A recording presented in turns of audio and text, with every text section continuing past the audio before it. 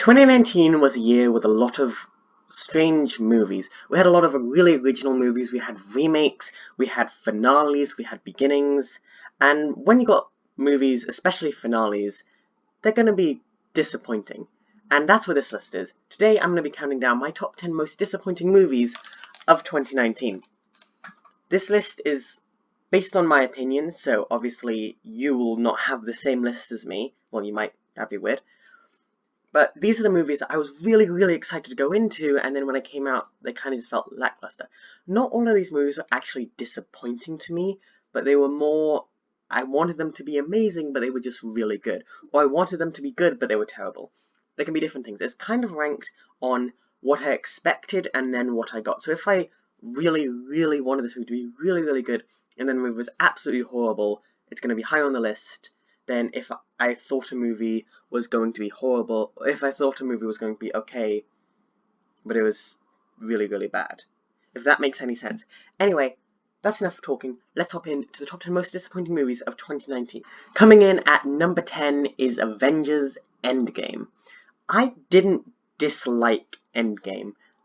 I know a lot of people are putting this as the absolute best movie of the year, but the reason it was kind of disappointing for me was because I'd been waiting for this for so long, for a whole year like everyone else, and I thought, this has to be the best movie ever.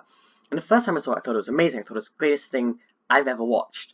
But I've seen it twice since then, and every time I watch it after I've seen it, it gets worse. The final act is always amazing, but it's the first 2 hours of the movie can really drag on rewatching. And I feel like superhero movies should keep you caught up with the whole action the entire time. And with a complete lack of really any action for the first 2 hours, it's kind of disappointing when this movie should have been amazing. I still really enjoyed this movie. This movie's in my top 10 movies of the year, but it's just, it could have been a little bit better, I think. And of course, it was Avengers Endgame. It was the end of the MCU. They weren't going to be able to make the perfect movie, but I feel like they could have maybe fit a more entertaining first 2 acts on it. At number 9 is Rise of the Skywalker. This is another finale to a big franchise. I was definitely more disappointed with Rise of the Skywalker than I was with Endgame, but I still enjoyed both the movies. I thought both of them were really good movies. A lot of people have gone and said that Rise of the Skywalker was copying Endgame. I just want to say quickly, there's no way Rise of the Skywalker was copying Endgame, because by the time Endgame came out, the plot and all the filming to Rise of the Skywalker would have been done. So you just need to stop saying that it's copying. It's getting ridiculous. Okay, anyway, moving on from that. Rise of Skywalker is a good movie. I enjoyed it. I understand why a lot of people wouldn't enjoy it, and definitely the beginning felt really rushed.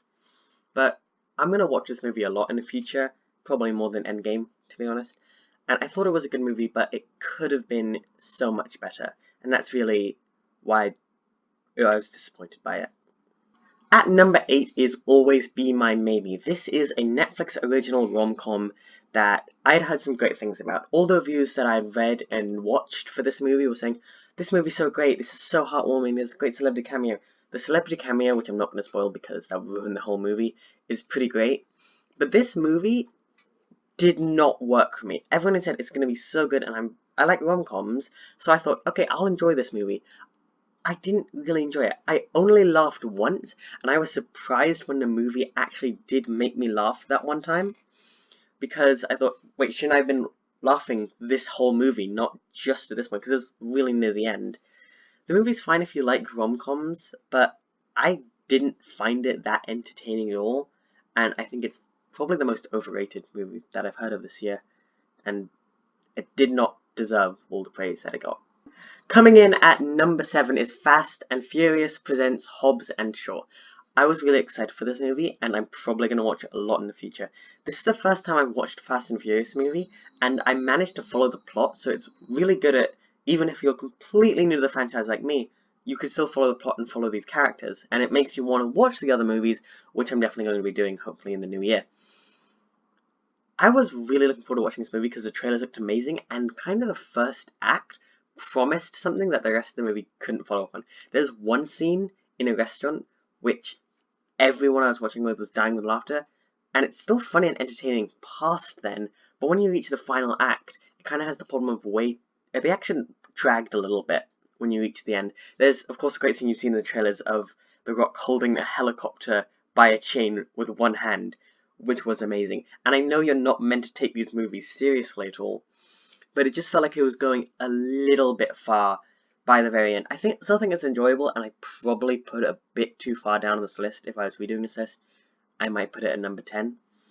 But I'm going to keep it how it is because I was pretty disappointed by the final action scene, which I thought, because it's Fast and Furious, there's only like one real car chase near the end, that should be the best part, but it really wasn't. It was just kind of disappointing that it could have been, I think, better, but it's still a really enjoyable movie that I'd recommend to anyone. Coming in at number 6 is Look Away. This is a Netflix original horror movie. If you watched my top 10 worst movies of 2019, I also spoke about that in this, and I'm doing a full ranking of every movie that I saw in 2019 on the last day of the year in a live stream. You might want to come check that out. So I'll be talking about that movie again there, so I don't want to repeat everything. The main thing is, the trailer of this movie showed it as a story about a girl who was being bullied by everyone in her life, and her reflection kind of comes alive and goes on a rampage. And that looked really interesting to me, because I love movies of these horrible people get killed by a badass monster. But that really wasn't it. The movie had this great idea and this great potential that I was really excited to watch, and then it was all lost in the movie. The movie could have been really good. It only really reaches a good movie in like the final 5 minutes, where it pulls in a little bit of a plot twist, but it was too little too late and didn't really manage to save a movie that could have been amazing and in my top 10 favorites from being kind of a disaster train wreck. Kicking off the top 5, these are the movies that I was definitely feeling really disappointed with, these next 5. I just felt disappointed through most of the movies, not all of them. And at number 5 is The Irishman. And can I just say, Martin Scorsese, out of the slim chance that you're watching this video, if you're gonna go after the entirety of the MCU, you've gotta make better movies than this. I was really excited to go to The Irishman, and the first kind of 10 minutes, a lot like Fast and Furious, promised something really great. And I think the dialogue in the movie is really good as it goes through, but it could have been amazing. The movie is too long. 3.5 hours. I had to watch it over 4 separate days because there were busy days, and the movie's so long. It does kind of pick up, because when it catches up with the first flashback, there's a lot of flashbacks, and the de-aging effects, I think, are amazing in the movie, but it definitely feels like it's going too long. There is one scene in the end that I think is amazing, and I know this movie is probably going to win a couple of Oscars for one thing or another, and I'm fine with that as long as Lion King doesn't win anything. But I thought what this movie promised to do in the trailers and in the first 10 minutes of the movie, it couldn't really deliver on the rest of it. It's still a good movie, and probably a movie I'm going to watch again in the future if I have 4 days spare, but it's not a movie that I'm going to rush to watch again, and it's not a movie that I absolutely love, because I've heard Martin Scorsese is like this genius and everyone should love his work, and this is the first movie I saw by him, and he didn't really win me over in this. Also, I was kind of mad at him for going after the MCU, because I absolutely love those movies.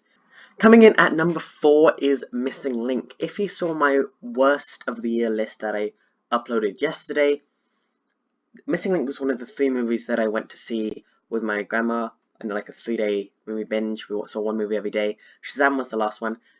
This one I was probably the most excited for out of any of them, because Laika, I think, is the best animation studio out there right now, as long as we don't count Wes Anderson as an animation studio, because I think before this, every single movie they've made has been a masterpiece. Paranorman, I love. Kubo and the Two Strings, I adore that movie. Coraline gave me nightmares, but it's still a good movie. They make these incredible movies, like incredible movie after incredible movie, but this movie just felt disappointing. I only really laughed at the jokes that were in the trailer.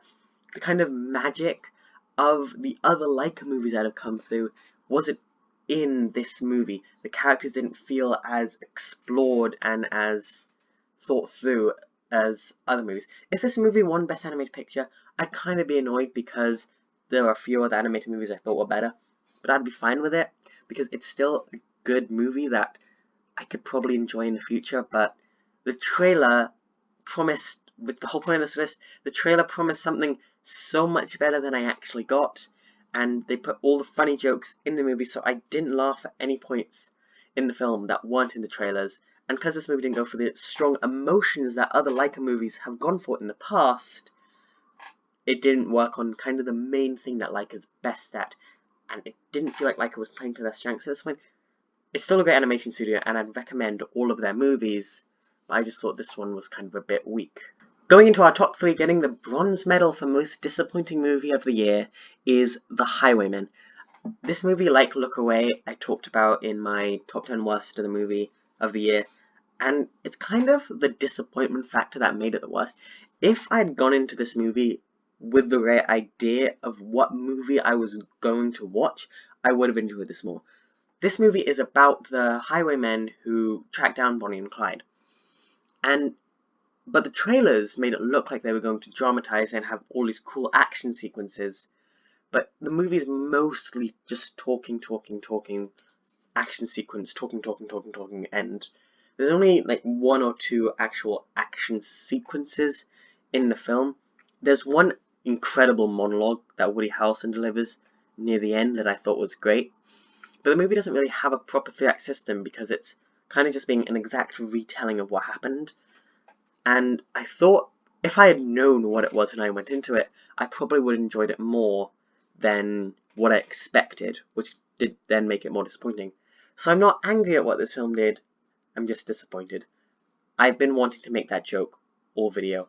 Coming in at second place for the most disappointing movies of 2019 is Little Monsters. This is a zombie horror comedy family movie starring Lupita Nyong'o. I think that's how you pronounce her name. I'm very, very sorry if I butchered that. And the trailers, like most of the movies on this list, made it look very different. I think once you get past the first act of the movie, it's really good. This movie had the potential to be one of the greatest zombie movies of all time, up there with Zombieland and Shaun of the Dead, which are, I think, the 2 greatest zombie movies ever made. This movie could have been there, but the thing that just kills it is the first act. The plot of the movie is a bunch of kids in a preschool are on a field trip and they get caught up in a zombie apocalypse. And the teacher and the assistant have to try to keep them alive. And when you get to that part of the movie, it's really entertaining, it's really funny, it's really interesting, it's got good emotional beats. But the first act of the movie, it's horrible. I don't think the movie would be, like, at the age rating it is. I think it's a 15, maybe it's an 18. It wouldn't be where it is on the age rating if it didn't have the first act. When I was watching this movie with my family, we thought we had watched the wrong movie because how different it seemed from the trailers. You don't have Lupita Nyong'o, the main draw and star actress of this movie, till like 20 minutes in. And the main character at the beginning is so dislikable and you just hate him and you kind of want to just see him die. He does these horrible things and it just kind of kills the rest of the movie. It is nice to see him develop later on, but it's difficult to enjoy a movie that you're just kind of sitting in horror at what you're watching through most of it. Or, well, the first. But coming in at number 1 is John Wick 3. I didn't know John Wick as a franchise existed until like 2 months before this movie came out. Then I watched the first 2 with my family and I loved them. John Wick 2 is probably my favorite straight up action movie of all time. It's amazing. I think the world building mixed with the action is so good. And that's why I was so excited for John Wick 3. But then when I went to see it, it was just disappointing.